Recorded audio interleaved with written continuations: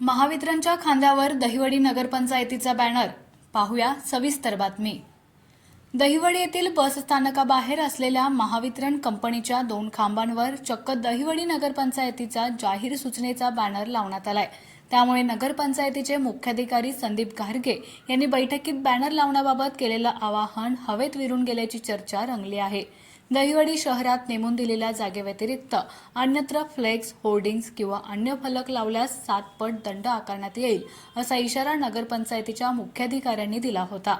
शासकीय व स्थानिक स्वराज्य संस्थांच्या मालमत्तेवर म्हणजेच विद्युत वितरणाचा खांब, टेलिफोनचा खांब यावर फ्लेक्स लावू नयेत ही बाब मुख्याधिकारी घारगे यांनी बैठकीत नमूद केली होती। तसेच ही प्रक्रिया सुलभ व गतिमान करण्यासाठी नगरपंचायत प्रशासनातर्फे सर्वतोपरी मदत करण्यात येईल असं देखील घारगे यांनी सांगितलं होतं। मात्र दहिवडी नगरपंचायतीचाच बॅनर चुकीच्या पद्धतीने महावितरण कंपनीच्या खांबावर लावला आहे।